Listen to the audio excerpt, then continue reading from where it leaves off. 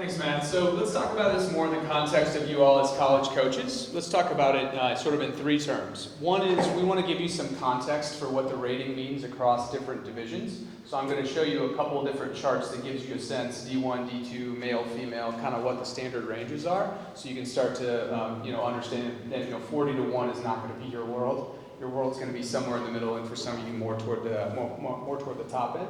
I want to talk to you a little bit about how the USTA, in partnership with the ITF, really tracks the efficacy of the rating, which is its ability to predict the outcome of a match before it actually starts. That's a key marker for us.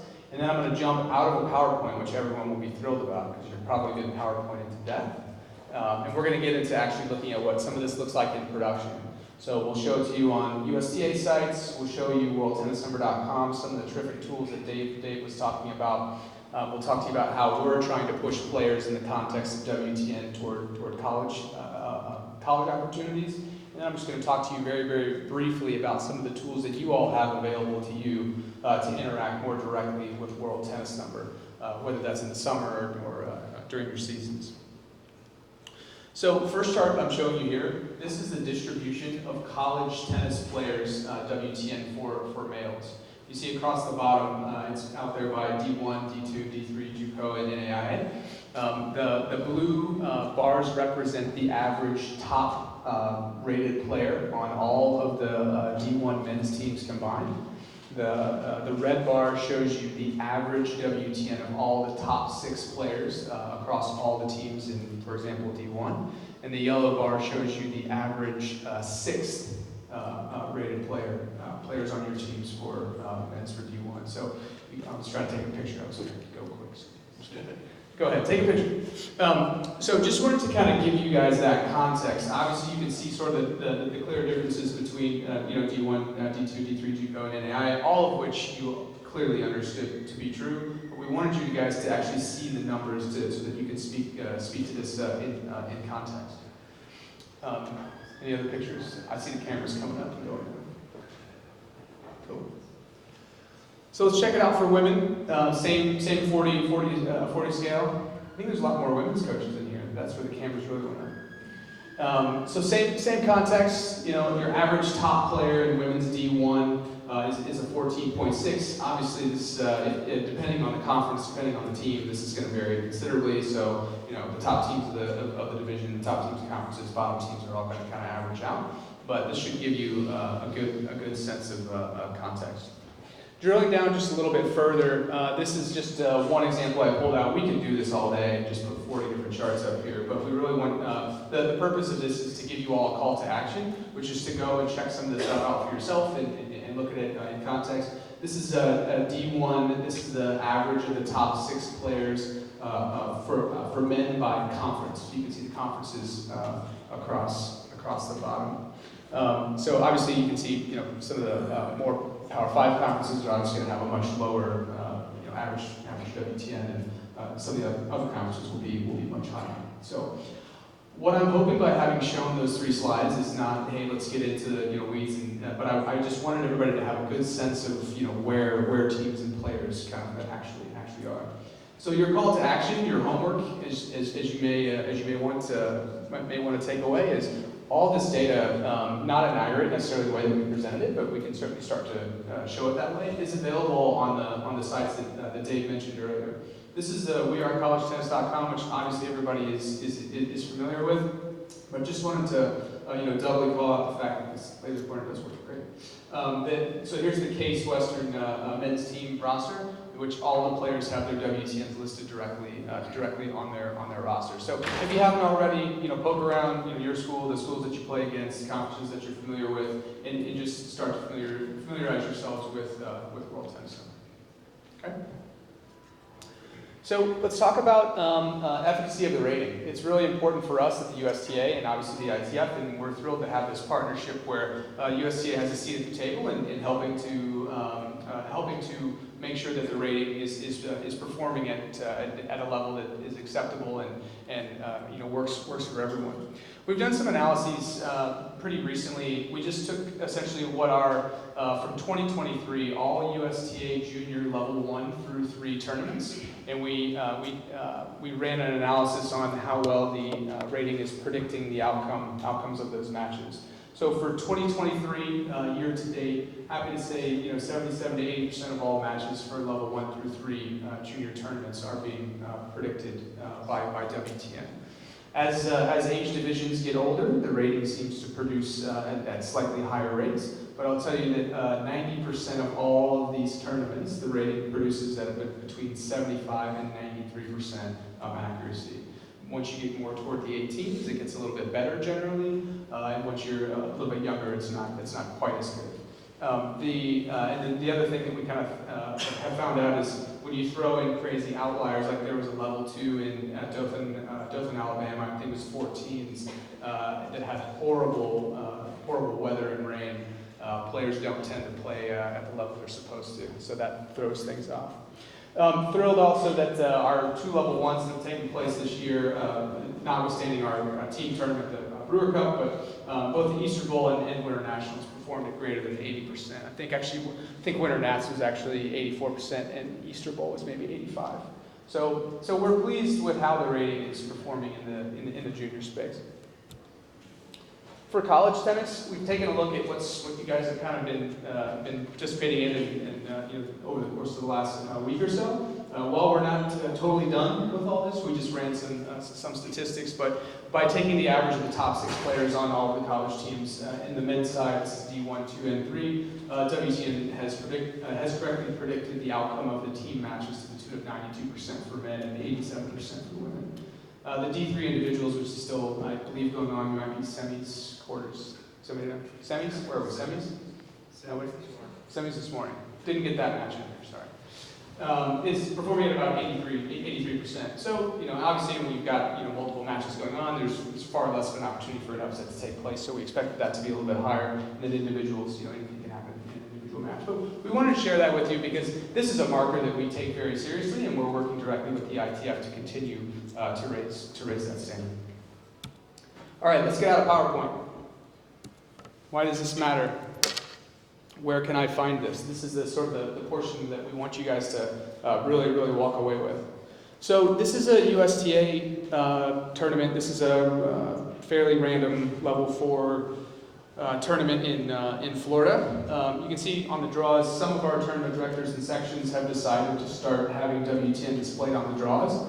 This is an example of one of those tournaments. But if from a scouting recruiting standpoint, I assume a lot of times where you're looking and starting is you're looking at draws. So I just wanted to show you kind of the way in which you can start to evaluate players. So I found this player earlier, Dan Horowitz. I'm clicking on him on the draw. This takes you straight to Dan's USTA profile, where you see his world tennis number displayed in the upper right-hand corner. You can flip and look at his doubles if you'd like. If you want to scroll down, I'm sure you guys all know how USTA.com profiles look like. You can find player results, so on and so forth. But the way this is all tied into worldtennisnumber.com is if you click that player's tennis ID, you're taken directly to this player's profile within the ITF's worldtennisnumber.com site. And actually, I'm going to shrink this. I'll just shrink it for a second to show you this is what it looks like on mobile. So I know you guys are all on your phones, checking this out. This experience is what you'll see in mobile, but we'll flip back to desktop for now. So on this site, you got 3 tabs that should be of interest to you as a coach if you're interested in looking at this player. It's the overview tab, the results tab, and the head-to-head tab. And then the overview tab, there's a bunch of information you can see about the player. You can see this player's WTN range all time has been a 31.5 to a 22.6. That's how far he's come along. If you want to use filters to change the range to looking at how his rating has changed in the past year, you can do that. There's also a great feature down here at the bottom where you can look at all of his tournament match play over the course of a month-by-month basis, and you can see the wins and losses on a month-by-month basis. You can also, if you want to look at this in a slightly different view, if you want to see, hey, the last 6 months, how much is this kid playing in singles, and what kind of matches is he winning and losing on a percentage basis. all those tools are available to you as well. Also, the ITF has done a terrific job under Paul's management, really, of aggregating all the results. So if Dan Horowitz happened to play a USTA tournament and he played an ITF and he came down and played in any other member nation that the ITF is signed on, all those results will be aggregated onto this single site. If this happened to be a college player, his college matches would be up here, so on and so forth. So when you're on match results, this is really a good total view of what a player has played over the course of their career. So let's click into this particular tournament so I can show you the head-to-head feature, and I think this is one that you guys would probably be interested in from a coaching standpoint.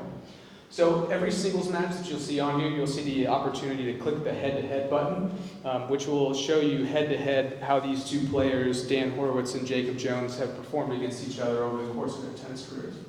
So Dan and Jacob have played twice. Jacob got him twice.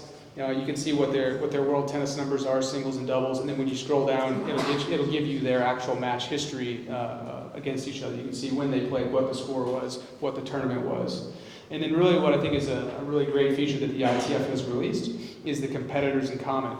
So you can scroll down and see, all right, both Jacob and Dan have played these players over the course of this is just set to last 12 months, and you can see how each of them performed against each of those players.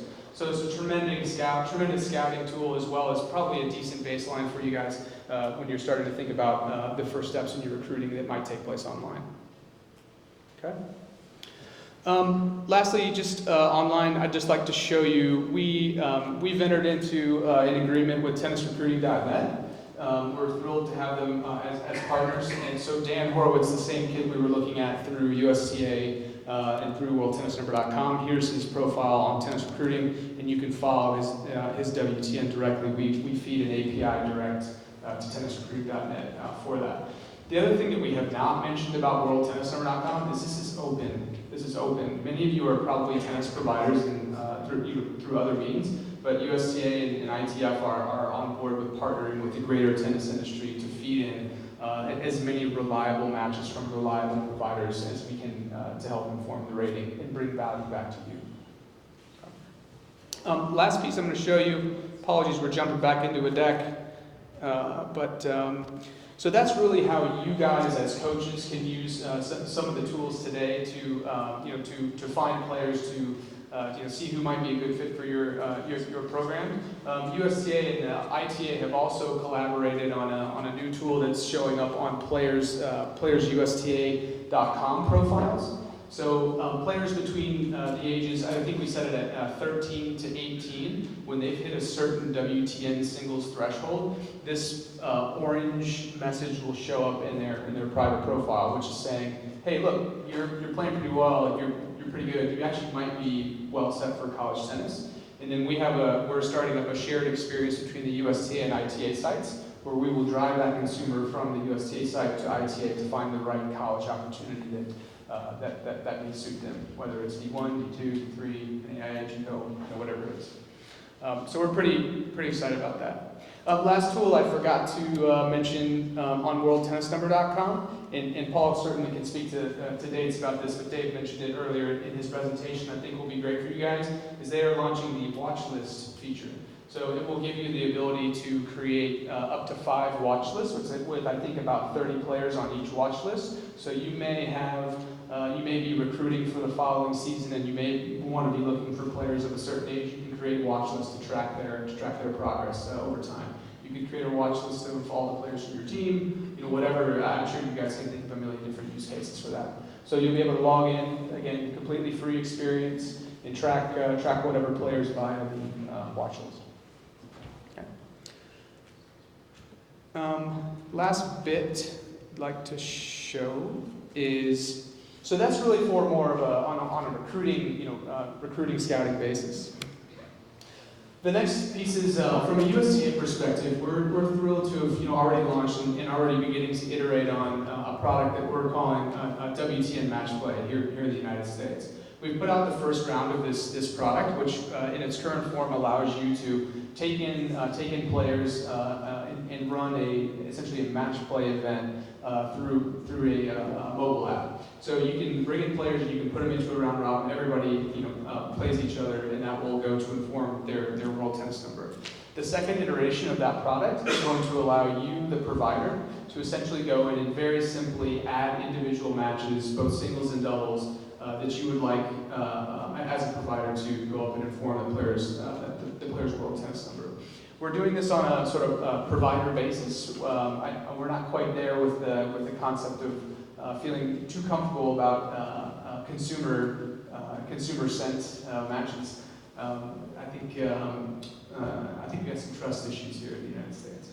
But we do feel that college coaches, you guys are certainly trusted providers, and to the extent you're interested in feeding up matches that are meaningful matches to inform world tennis number, we want to put you in a position to be able to support this product as well. Just kind of jumping out of world tennis number for a moment, USTA and ITA have really partnered from a technological standpoint to put a series of tools in front of you that you may leverage to run summer camps. If you do that, I mean, this is an example of the summer camp module that you guys can use for free. All of this is integrated with World Tennis Number. So all that to say this, we talked a lot about World Tennis Number and how that can support you all as coaches, but we also have a whole set of digital tools that we have developed and are rolling out in concert with the ITA that can help you all with your businesses even outside of the college season. So we're here to support you. Hopefully you guys found the information that we provided on World Tennis Number specifically educational, and I hope everybody learned something from this today. I think we're happy to do a bit of question and answer, but I want to just recognize a couple people in the bottom, in the back of the room. Adelaide and Lauren are back there. Say hi, Adelaide and Lauren. So these guys are really our resident experts at USTA, and would really love to connect with any and all of you if you have any questions about World Tennis Number, if there's something that we can help with specifically.